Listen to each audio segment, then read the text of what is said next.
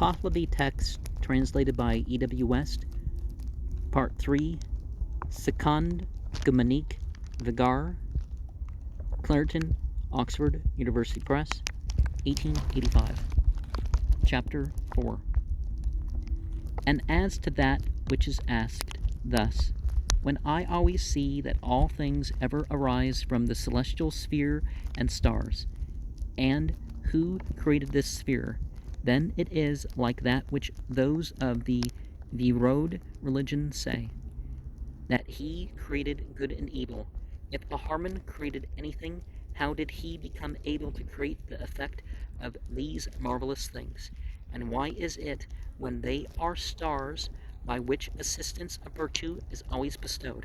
If Ahurmazd and Ahriman created in conference, then that way it is manifest that Ahurmazd is an accomplice and confederate with Ahriman in the harm and evil which ever arise from the celestial sphere. The answer is this, that the celestial sphere is the place of the divinities Bhagwan, who are the distributors of happiness, from which they always justly bestow their distribution of every happiness, and the forms of the 7 planets are witches who rush below them, despoilers who are antagonistic distributors, whose scriptural name is Gadug. Through the creator Ahurmazd was the arrangement of these creatures and creation, methodically and sagaciously, and for the sake of the continuance of the renovation of the universe. As the evil spirit was entangled in the sky that beamed with evil astuteness, and with lying falsehood, encompassed and mingled with the light, together with the fiends of crimes of many kinds, who are those of a gloomy race, thinking thus, I will make these creatures and creation of Ahurmazd extinct, or I must make them for my own. Those luminaries, the highest of those of the good being, became aware, by means of omniscience, of the blemishing operation and the lies and falsehoods of the fiend. And of this too, that is, of what extent was this power of his, by which this blemishing operation and work of ruin creep on, so that henceforth there exists no power whatever for its restoration, which is free from the complete daubing of restraint, pain, and entanglement that is inside the sky. It is they who are sagaciously mingled by him, the good being, with the substance of the luminaries, because that fiend encompassed and was entangled with his luminaries. Therefore all his powers and resources are for the purpose of not allowing the fiends of crimes of many kinds their own performance of what is desirable for them each separately, such as the fiendish venom of the noxious creatures, which the 4 elements, Zahakan, pertaining to Ahurmazd, keep enveloped. For if this fiendish venom of the noxious creatures does not remain entangled with the 4 elements of the bodily formations pertaining to Ahurmazd, which are water, fire, earth, and air, it is just as though they came to the sky and spiritual existence. And if they attained to spirituality and a disembodied existence, it would not be possible for those creatures of Ahurmazd to avoid and escape from that demoniacal venom of theirs. It would be in the grasp of Grohe, and mingled with the breath Vod of mankind and the other creatures, and the restoration, support, increase, and growth would not be possible. So they also keep those planets enveloped in light, because the fiendish venom of the noxious creatures is in the substance of those luminaries. On account of that too, the existence of somewhat of advantage is manifest from the serpent species, which are dissolving venom from the multitudes of other wild animals and noxious creatures. So also from the plants, on account of the commingling of the inferior splendor of those luminaries, benefit is manifested by them. The similitude of these plants and the benefit which they always bestow is such as the Brugans Gandugan, and highwaymen who interrupt the path of traders in a caravan. They abstract important things from many, and do not grant and give them to the diligent and worthy, but to sinners, idlers, courtesans, paramours, and the unworthy.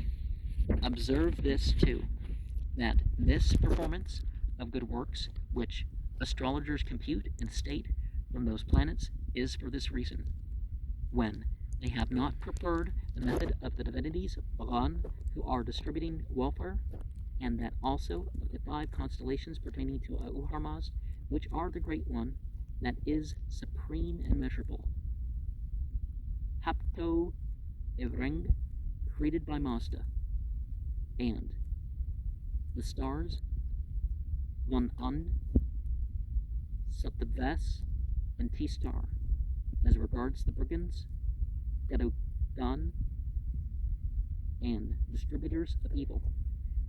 And those are the 5 planets that rush below them in the shape of stars, and they keep them enveloped in light, which are Saturn, Jupiter, Mars, Venus, and Mercury. Since the supreme constellation, the great one of the north opposing Hapto Iring, is opposing Saturn. Hapto Iring, created by Mazda, is opposing Jupiter. Vanan, the smiter of noxious creatures, is opposing Mars. The star Saptaves is opposing Venus. And the star T-Star is opposing the planet Mercury. The welfare, which they say is from those brigands, Gadogan, is from those 5 constellations pertaining to Auharmazd, as they obtain the triumph of much power and little injury, and for the sake of not leaving these 5 planets to their own wills, they are bound by the greater Auharmazd, each one by 2 threads, Geek, to the sun, Meher, and moon, and their forward motion and backward motion are owing to the same cause. There are some whose length of thread is longer, such as Saturn and Jupiter, and there are some of which it is shorter, such as Mercury and Venus. Every time, when they go to the end of the threads, they draw them back from behind, and they do not allow them to proceed by their own wills, so that they may not injure the creatures. And those 2 fiends that are greatly powerful, who are opponents of the planetary sun and moon, move below the splendor of those 2 luminaries. Another, even that which is called the Brigand, Gadug of the stars, as regards the welfare that exists, is likewise confined below the splendor of the sun. And when it gets far from control, it commits damage and harm on the constellation into which it springs, and on the quarter which is the particular concern of that constellation, until it becomes again a second time bound and fettered to the sun. The statement which they offer about it is this: the conflict of the superior beings within the star station out of the inferior of those are the conflicts of T-Star and the demon Spenzagar. Out of the fire, Vazist and the demon Abaush, and other good spirits with gloomy ones, for the formation of rain and allotment of welfare to the creatures. Below them are mankind and cattle, noxious creatures, and deadly ones, and other creatures that are good and bad, because propensities that asna are mingled with mankind, which are greed, lust, malice, wrath, and lethargy, wisdom, temper, skill, knowledge, understanding, and intellect. As the good influences and bad influences are called, which are the causes of good works and sin. All this welfare of the creatures is specially owing to the Creator of the creatures, who is himself the healer and perfect ruler and maintainer of protection, nourisher, and caretaker, preserving his own creatures, and for his own creatures he has thoroughly created and taught the means of preservation from evil, and the appliances for abstaining from crime, A semblance, too, of him is such as a wise orchard owner and gardener who wishes to diminish the wild animals and birds which are mischievous and destructive for his orchard by spoiling the fruit of the trees.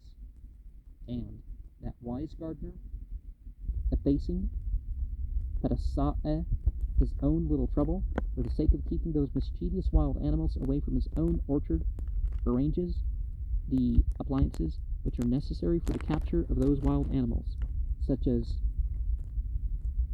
springas, traps, and snares for birds,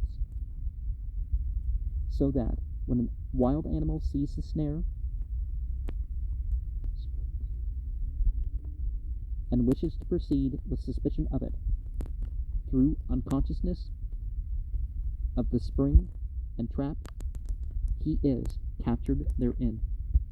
This is certain, that when a wild animal falls into a trap, it is not a victory of the trap, but that of the arranger of the trap. And through him, the wild animal is captured in the trap. The proprietor and orchard owner, who is the arranger of the trap, is aware through sagacity that the wild animal is powerful, and to what extent and how long a time. The power and strength of that wild animal which are in its body are exhausted and poured out by struggling as much as it is able in demolishing the trap and endeavoring to destroy and spoil the spring. And when, on account of imperfect strength, its power of struggling totters and is exhausted, that wise gardener then, by his own will and his own result of determination, wisely throws that wild animal out of the trap with its existing nature and exhausted strength, and he consigns his own trap and spring, rearranged and undamaged, back to the storehouse. Even like him is the greater Auharmazd, who is the preserver of creations and arranger of creatures, the disabler of the evil original evolution and protector of his own orchard from the injurer. The mischievous wild animal, which is the spoiler of the orchard, is that accursed Ahriman, who is the hurrier and disturber of the creatures. The good trap is the sky in which the good creations are lodging, and in which the evil spirit and his rudimentary miscreations are captured, and pertaining to the spring and trap of the wild animal, who is mischievous, owing to his own willfulness, is the exhauster. Time that, for the struggling of Ahriman and his powers and resources, is for a long period.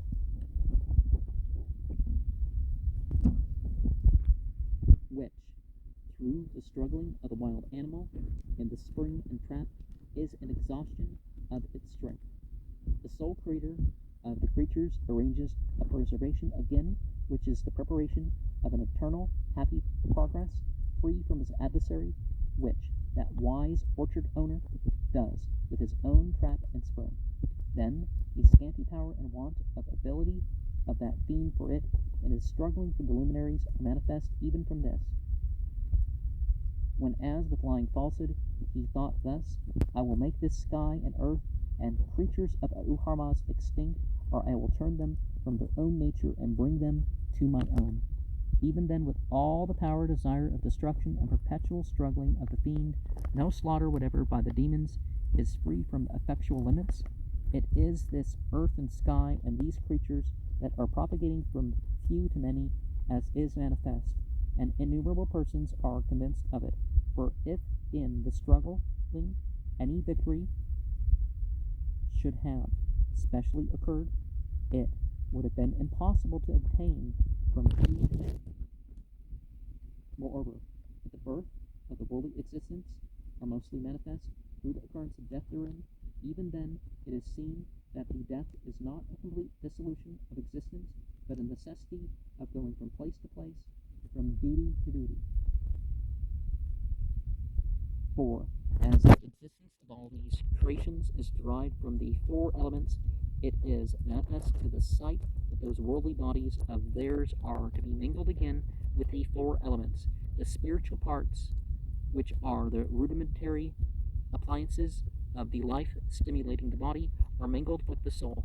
On account of unity of nature, they are not dispersed, and the soul is accountable, Amar Hamand, for its own deeds, its treasures also, unto whom its good works and offenses are entrusted, advance there for a contest.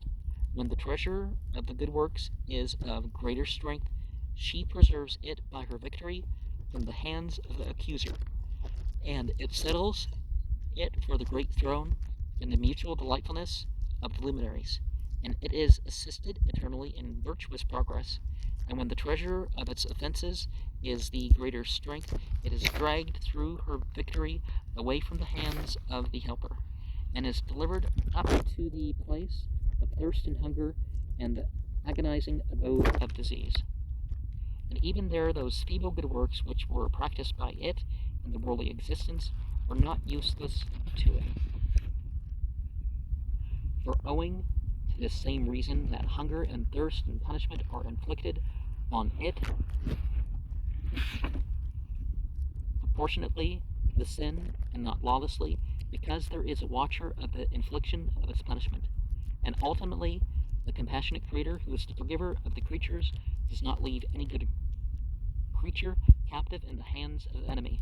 But one day he saves even those who are sinful and those of the righteous through atonement for sin by the hands of the purifiers, and makes them proceed on the happy course which is eternal. The conclusion is this, that the Creator is the healer and the perfect ruler, the maintainer and nourisher, protecting and preserving the creatures, not the producer of the disease, the causer of the pain, and an inflictor of the punishment of his own creatures, and it is more explicitly written below with the arrangement of the two original evolutions among the assertors of the non-existence of a sacred being and the contemplators of unity. As ordered and requested by you, it is provided for our ast. Do you direct and observe it with kind regards. Because, as written above by us, I do not hold the station of teaching, but really that of learning. Even this teaching of doctrines is that which was obtained by me through the religion of wisdom, from the writing Nipik of Atur Padiyavan, and is here indicated. And his teachings are in the Deancard manuscript, Nipik, which the supremely learned Atur Frobag, son of Farrukhzad, who was the leader of those of the good religion, explained out of his knowledge of the religion, and which consists of 1,000 subjects. Of that too which is asked by you about unlimitedness and limitation, I have written below, through the will of the sacred beings. And that's 108 verses. I've written below, see chapter 16, verses 53 to 107. Verse 107, the Deancard, the most extensive Pahlavi work in existence, of which only books 3 to 9 are extant and contain about 170,000 words, and are a summary of the religious opinions, customs, legends, and literature of the Mazda worshippers, compiled probably in or before the 8th century of the Common Era from earlier records. Atur Frobag, an earlier editor of the Deancard, Acts of the Religion, his selections from various religious writings form the 4th and 5th books of that work. He appears to have been succeeded in the editorship by his son Zarathustra, and when their manuscript was worn out, it was finally re-edited by Aturpad, son of Hamid, who lived in the latter part of the 9th century. All these editors were leaders of the good religion, and are mentioned in the last paragraphs of the 3rd book of the Deancard.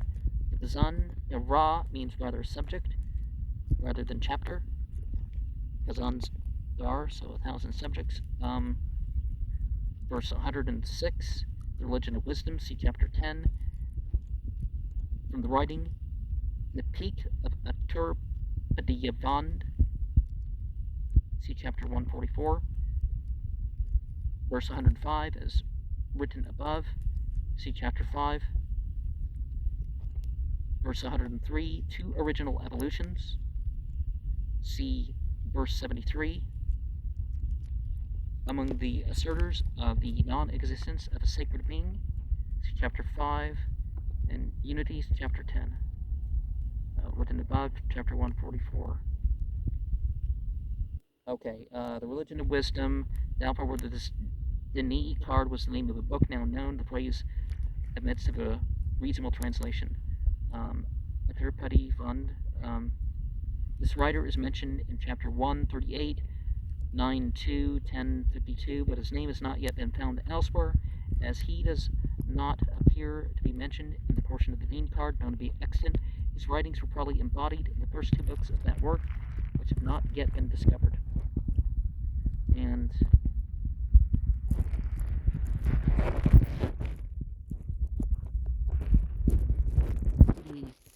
preserving the creatures, compare verse 61 from verse 102, and verse 104 provided padaros. Sounds like something else, but the etymology is totally different. Ost referring to the action, and padar referring to child, so this is something totally different. Just in case somebody wants to go there. But one day, verse 101, assuming that the pause, Gumanik, is a mere reading of the Disvaris, Yom Ha'eh. Ha'eh meaning one. In the hands of the enemy, compare chapter 12:59. Because there is a watcher, either the treasure of its good work or the good works himself. Verse 99. The agonizing abode of disease, that is, to the torment of hell. Verse 95, away from the hands of the helper, the treasurer of good works. Maybe somebody who knows what good works to do, or can aid one in that direction. From the hands of the accuser in verse 93, the accuser is any person or thing of the good creation that has been injured by any sin, and who must be satisfied by atonement before the sin can be remitted. The question, therefore, is to be settled when the account of the soul is rendered, whether its good works are sufficient to atone for its sins. In this case, the treasurer of offenses represents the accusers, and its treasurers. Neryosong divides the word Gung Obar, treasure, into the three words Gung Ubar, treasure, and produce. These treasures are the female spirits who meet the soul after death with its stores of good works and sins. See that ascending to meek 25 verse 5, and symbolize its good and bad consciousness as represented by a beautiful maiden and a frightful hag, respectively.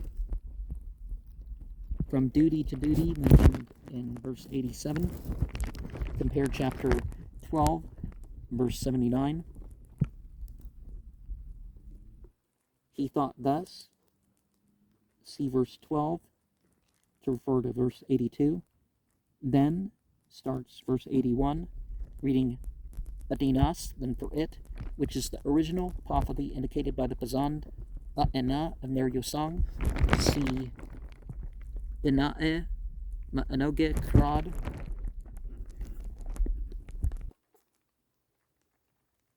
Nine 6.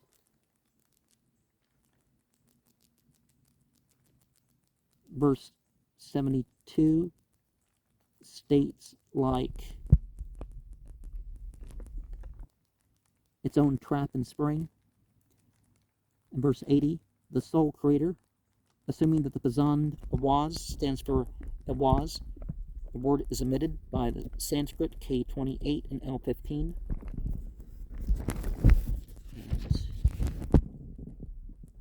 Is for the long period, verse 78. So in all the other old manuscripts, but in the Sanskrit, it is the long time Lord, a common Avesta epithet of time, and this alteration has been introduced into J, E, R, and a few other modern manuscripts.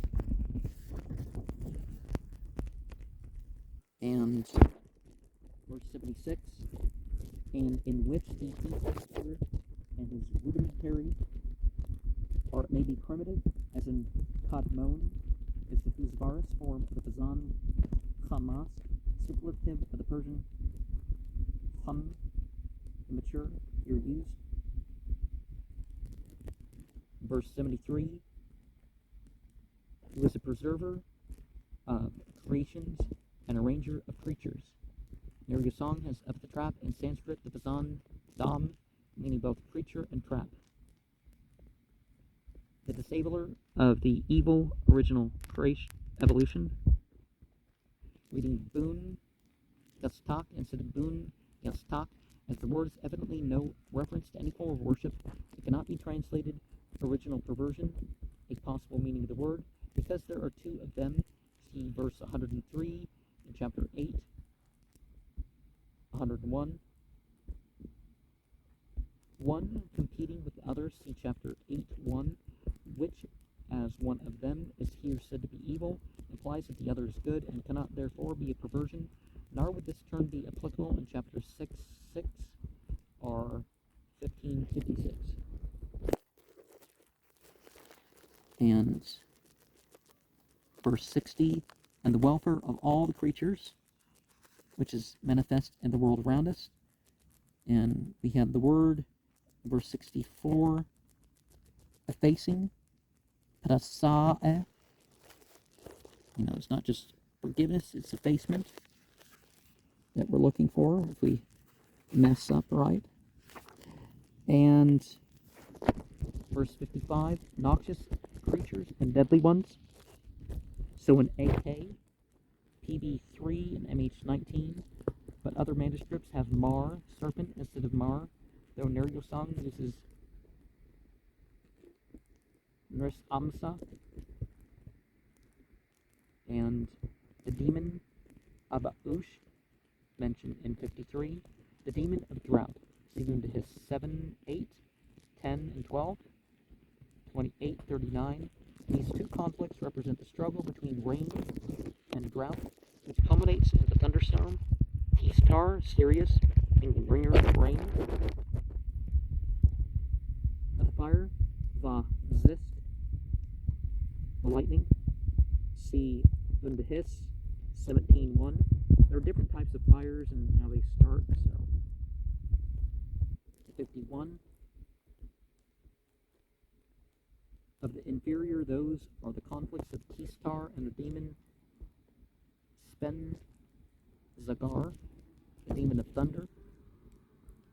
Verse 50, the statement which they offer about it, meaning probably the reason given by the astrologers for the good works mentioned in verse 28, and would say things don't happen because of this and this,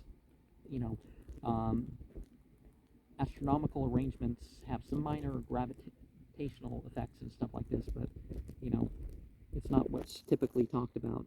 You can't tell people's fortunes and stuff like that by that.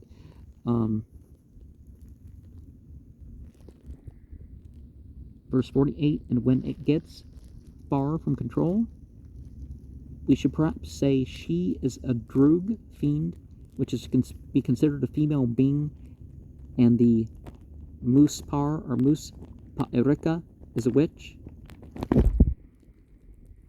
Verse 47 regards the welfare that exists, referring to the supposed injurious influence of comets, which, as they usually appear, one at a time, to the unassisted eye, are here assumed to be a single evil being, the Muspar Abundahis 5:1 and 2. Verse 46, move below the splendor of those two luminaries, referring to the supposed cause of eclipses, which are said to be occasioned by two dark bodies revolving below the sun and moon so as to pass between them and the earth whenever an eclipse occurs. See Danastandi Danik 69. Sort of the Rahu and Ketu, I don't remember what their names are here. Maybe they don't want to even mention them because of the dark magic that's performed with them. So please comment in the comment section what they are. and the star T-star is opposing the planet Mercury. These oppositions agree with those mentioned in Buddhist 5.1, except that Hepto-Ibring is there opposed to Mars, and Van And to Jupiter. And the great one of the north opposing, or it may be planetary opposing, or north accepting, the dislocation and probable corruption of these sections is due to Neryo Song, who evidently considered the epithet Vata, created by Mazda, as the name of one of the constellations, and great and supreme as mere epithets of Hepto-Ibring, but he found it difficult to adapt the text to this opinion of it.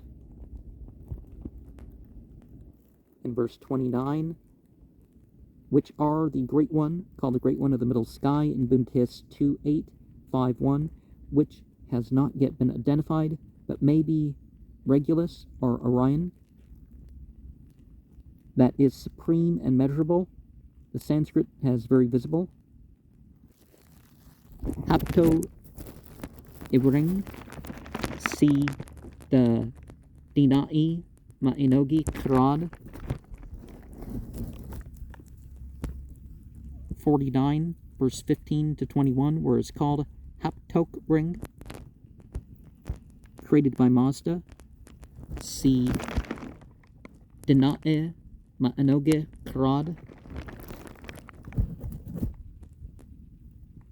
49, verse 12 to 14.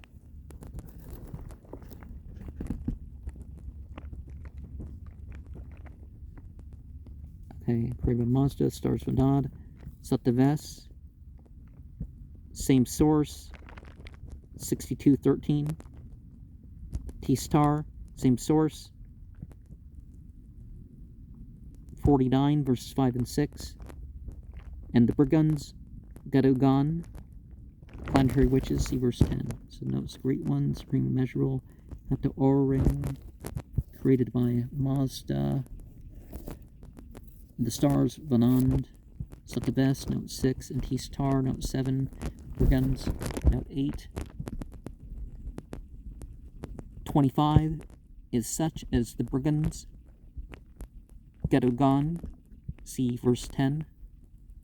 Verse 3, which are dissolving venom from the multitudes of other wild animals and noxious creatures, which they eat, and thereby diminish the number of such objectionable creatures. Verse 21, so they, the angels of the luminaries, it would be in the grasp, grohe, or grohe may mean an assemblage. Verse 17, keep enveloped.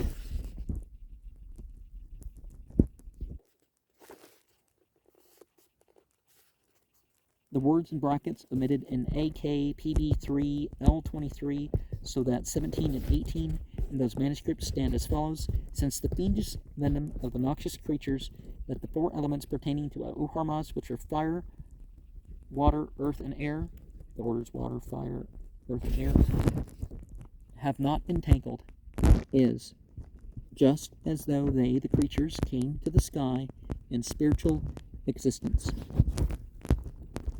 And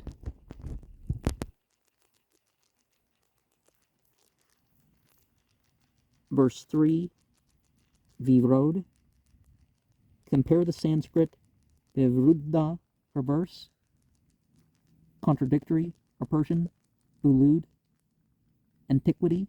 It is possible that Islam is alluded to, as that religion is hardly ever mentioned by name in Pahlavi writings, probably from motives of policy. And verse 10, Gadug, the scriptural name, the Avestan, Gavda, a term from brigand, which is used in conjunction with witches and other evil beings in the Srosh Yast Hadokt, verse 5 and 6.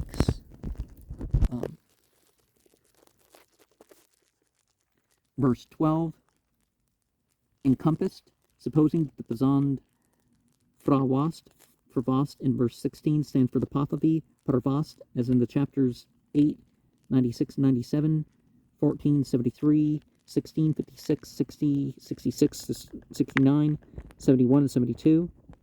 Also, But as Song uses Sanskrit prasarpita, pravishta, pravartita, samudgata, and samutpatita to translate the word, he must have assumed that it stood for Frazast, the Pahlavi Fragast, spring forth, and work of ruin, creep on, verse 14. Sanskrit will retreat if Yosung understood the pronoun his to refer to the good spirit instead of the evil one. The application of the pronouns in verses 14 and 15 being no means clear in the original text. And the spiritual representatives of the luminaries who were angels, it is they. By angels, we're a bit more specific than in English. They're the loyal host.